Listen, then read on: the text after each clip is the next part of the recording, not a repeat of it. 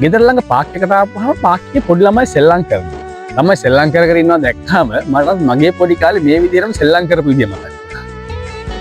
පුංචි කාලේ අතීතයට යනකොට පොඩි කාලේ හරි ආශාවෙන් අහපු සින්දුවකුත් මතක් වුණා. මම පුංචි කාලේ සින්දුව ගැන ඉතර දැනගෙන හිටියේ නෑ. හැබැයි මම ඒ ගීතෙට හරි ආසාව වුණා. හැබැයි ටිකක් ලොකු වුණාට පස්සේ දැනුම් තේරුම් ඇති වෙන්න ගත්තට පස්සේ මම ඒ ආසාවෙන් ළමා ගීතයක් කියලා හිතාගෙන අහපු සින්දුව ඇත්තටම ළමා ගීතයකට වඩා ගැළපෙන ළමයි හදන ළමයි වඩන දෙමව්පියන්ට කියලා මට හිතුණා. ඉතින් මං හිතුවා මම පුංචි කාලේ ළමා ගීතයක් කියලා හිතාගෙන අහපු හැබැයි ළමා ගීතයකට වඩා දෙමව්පියන්ට හොඳ පණිවිඩයක් දෙන මේ සින්දුව ගැන කතා කරන්න.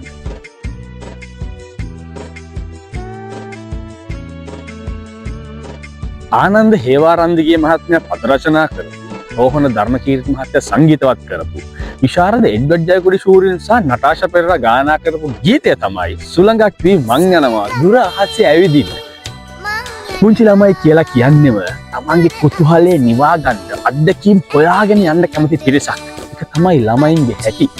අපි කවුරුත් පොඩි කාලේට හැරලා බැලුවොත් අපි කැමති අලුත් දේවල් හොයාගන්න.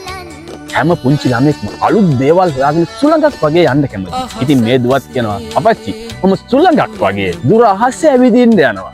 ඔයා කොහොමද මාව වළක්වන්නේ? ඒ කියන්නේ පොඩි කාලේදී අපිට දෙමව්පියෝ කියන සමහර දේවල් කරන්න එපා, සමහර දේවල් කරන්න එපා. මේකෙදී පොඩි ළමයි හිතන්නේ ඒගොල්ලන්ව වළක්වන්න දෙමව්පියෝ හදනවා. ඉතින් මේ දුවත් අහනවා මම සුළඟක් වගේ යනකොට ඔයා කොහොමද මාව නවත්තන්නේ? හැබැයි තාත්තගේ උත්තරේ තමයි ලස්සන. තාත්තා කියනවා අහසක්සේ දූ යන මග මම පුළුන් වලා අතුරනවා. මේ තාත්තා කියන්නේ නෑ ඔයා සුළඟ වගේ යන්නකො ඔයාව නවත්තනවා මම ඔයාට අඩලු බඳිනවා මම ඔයාට ආප්පු බඳිනවා. එහෙම කියන්නේ නෑ. ඔයා සුළඟක් වෙලා යනවා නම් මං අහසක් වෙනවා. ඇයි දන්නවද? සුළඟ කොහේ ගියත් සුළඟට යන්න වෙන්නේ අහස යට. අහසට හොරෙන් සුළඟට තියා කිසි කෙනෙකුට කරන්න පුළුවන් දෙයක්. අහස අපි හැම දිහා කිනහම බලාගෙන. ඉතින් දුව සුළඟක් වෙලා යනවා නම් මං අහසක් වෙනවා.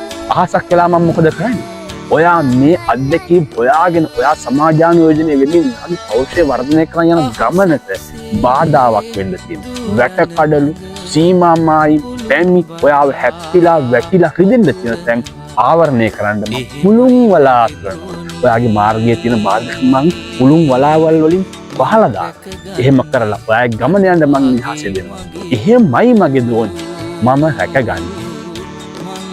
අපේ දරුවෝ අත්දැකීම් හොයාගෙන යන ගමන ඔවුන් යහපත් දරුවන් විදිහට සමාජානුයෝජනය වෙන්නේ. විශේෂයෙන්ම ඔවුන්ගේ පවුල තුළ ඒ පවුල ඇතුළේදී අම්මට තාත්තට සහ ඒ දරුවන්ගේ සමීපතමයන්ට ඉතා විශාල වගකීමක් තියෙනවා. ඒ තමයි ඔවුන්ගේ ගමනට බාධාවක් නොවි ඔවුන්ගේ ගමන යන්න අවශ්‍ය කරන මාර්ගය විවර කරලා තියෙනවා. ඉතින් මේ සින්දුව පටන් ගද්දිම අහසක් වෙලා තාත්තා දුවගේ ගමන සෞම්‍ය වෙයන්න පුළුන් වලා අතුරනවා කියලා කියනවා.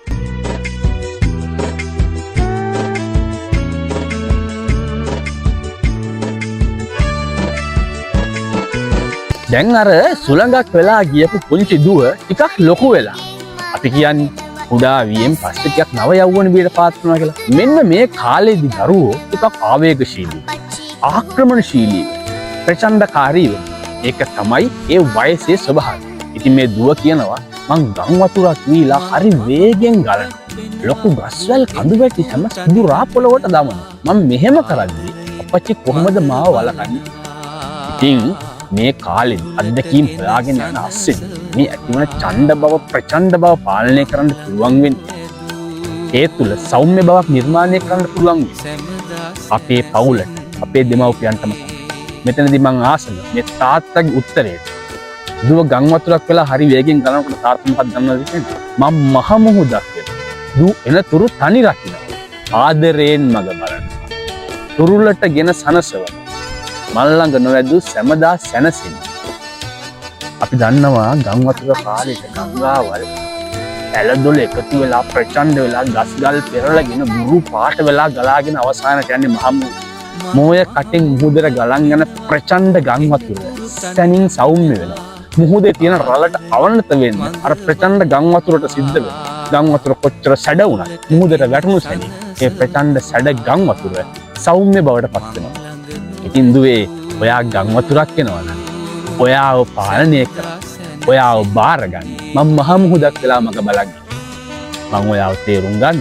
මං ඔයාගේ ගමනට බාධා නොකර. ඔයාගේ ගමන සෞම්‍ය ලෙස නිවාලන. මම මේ දෙවනි කොටසට වඩා ආස මේ සින්දුවේ අවසාන කොටස. ඒ ඇයි කියලා ඊළඟට බලමු. මං කියවනේ මේ සින්දුවේ ආසම කොටස අවසාන කොටස කියලා. දුව කියනවා මම බොරු තරහක් ගන්න.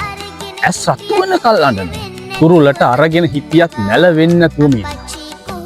අපච්චි කොහමද මං නලවන්නේ? දරුවන් හැටියෙම. දරුවෝ නිර්මාණශීලී. නිර්මාණශීලී වගේම ඒ නිර්මාණශීලීත්වය ඇතුලේ ඔවුන් විවිධාකාර මූලවරවල් විවිධාකාර ස්වරූපයන් රඟ දක්වන්න පුළුවන්. ඒ කොහොම වුණත් දරුවන් සනසාලීමේ හැකියාව තියෙන දෙමව්පියන්. මේ ගීතය ඇතුලේ ඉතාම වැදගත් කැලේ ඊළඟ තාත්තගේ පද තියෙනවා. දුව අඬනකොට දූ තත්ත්වයෙන් හයියෙන් එතකොට නම් මට ඇඬෙනවා. දූගේ කඳුළු මංගල් දුව නැලවෙනකල් මම මං ඇඬුවම දූ නොයමා නලවන්නේ. පවුලක් ඇතුලේ හැදෙන්නට පවුලක් ඇතුලේ ශක්තිමත් වෙන්න ඕනේ මෙන්න මේ. දරුවන්ට දෙමව්පියන්ව දැනෙන දෙමව්පියන්ට දරුවන්ව දැනෙන සහකම්පනය නිර්මාණය වෙන්නේ. අන්න ඒ වගේ සහකම්පනයේ දරුවෙක් නිර්මාණය වුණ තැනක තමයි යහපත් අනාගතයක් කියන්නේ. හොඳ දරුවන් කියන්නේ අපේ යහපත් අනාගතය. ඉතින් දුව අඬනකොට තාත්තා අම්මා නලවනවා. තාත්තා අඬනකොට ඒ දුක දැනෙන දරුවන් නිර්මාණය කිරීමේ දෙමව්පියන්. ඉතින් මම පොඩි කාලේ ළමා ගීතයක් විදිහට හරි ආසාවෙන් අහපු ගීතය මට ආපහු මේ ළමයි සෙල්ලම් කර කර ඉන්නකොට මතක් වුණා. එදා මම අහපු අර්ථයට වඩා වෙනස් අර්ථයක් මේක ඇතුලේ තියෙනවා කියලා මට ඒත් එක්කම මතක් වුණා. ඉතින් ඒකයි මං ඒක ඕගොල්ලොත් එක්ක බෙදා ගන්න හිතුවේ. ඉතින් ආපහු සැරයක් කියන්නේ. ළමා ගීතයක් විදිහට නිර්මාණය වුණු මෙම ගීතය මට නම් හැකින විදිහට ළමයින්ට වඩා සුදුසු. අපේ දෙමව්පියන් දරුවන් හදන, දරුවන් වඩන, දරුවන් නිර්මාණය කිරීමේ වගකීම තියෙන අම්මලට තාත්තලට සහ වැඩිහිටියන්ට. ඉතින් මං හරි ආසාවෙන් පොඩි කාලේ අහපු ආපහු මට මතක් වුණු මේ සින්දුව ගැන මට හිතුනේ මේ විදිහටයි. මං කැමතියි ඔයාලටත් හිතුනේ මොකක්ද කියලා දැනගන්න.